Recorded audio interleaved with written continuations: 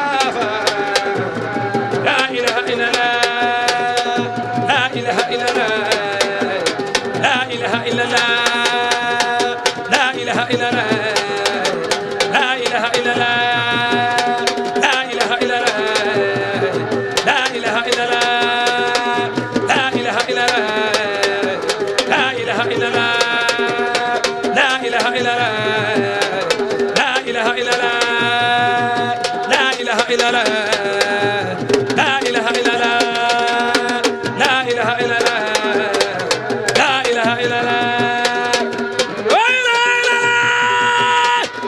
إله إلا الله لا إله إلا الله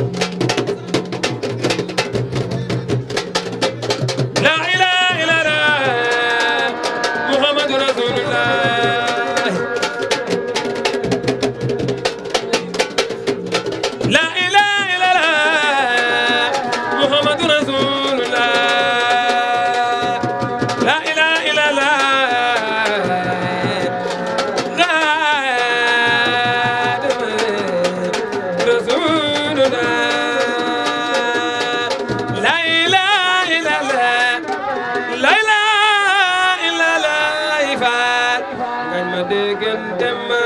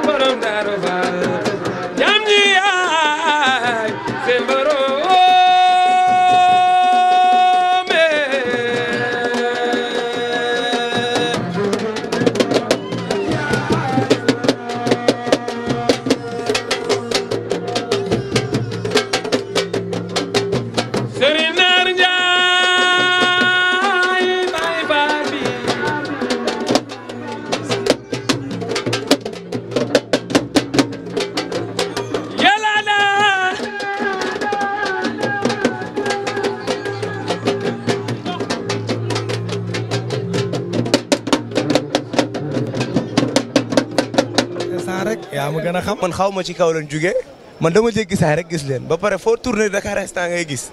mais loolu ëpp na Dakar Instant ca kaw ca kanam rek. waaw Dakar Instant daal gis naa seen caméra bi ni mu timmi nii xam naa ne bëri na doole trop ba mënuma xool bu baax damay pis di pàcc pàccal nii. waaw Dakar Instant maa ngi leen dama leen di suivre si page seen page YouTube daal. waa Dakar Instant moom boo xoolee ñoom seen tur rek day wane lool ndax chaque instant c'est le bonheur. monsieur le maire loo wax ci Dakar Instant. waaw c'est une première mais ni ma gisee Dakar Instant dafay prouver ne ko Dakar Instant ci kanam la jëm incha allah. gars ñu ngi koy suivre Dakar Instant lan leen laay wax na gars yi dem abonné loolu bëgg si actualité ñëw leen si Dakar Instant. sa liggéey rafet na trop macha allah. Mbacke loo wax ci waa Dakar Instant. waaw Dakar Instant nag moom ñoom dañoo xew ndax bañ naa ko chaque jour bu ma yeewoo information yi may soxla yëpp ñoo ma koy jox muy dugg ci YouTube bi da ko xool rek. looy wax ci Dakar Instant. mais jàmm. loo wax ci Dakar Instant. waaye Dakar Instant na fi nekkal Baye Fall yi na fi nekkal Baye Fall yi dañu war a siiw comme ñëpp. loo wax ci Dakar Instant. Dakar Instant yéen a ngi instantané. boo yeewoo. moom laay seetaan. boo tëddee. moom laay seetaan. booy Snap. moom laay Snap. Instagram. Twitter. Imo. Dakar Instant. Dakar Instant à tout instant maanaam ñu ngi koy baaxal ba mu baax. astuce. Dakar Instant di leen bëggee rek. Instant Dakar. Dakar Instant, chaîne d'actualité sénégalaise qui vous donne l'information à tout instant. Abonnez-vous sur YouTube afin d'être les premiers au courant des toutes dernières nouveautés en vidéo. Page Facebook Dakar Instant, téléphone, plus 221, 77, 561, 55, 46, 77, 506, 85, 74, 78, 123, 86, 56. Adresse email dakarinstant@gmail.com. L'actualité à l'instant, c'est sur Dakar Instant.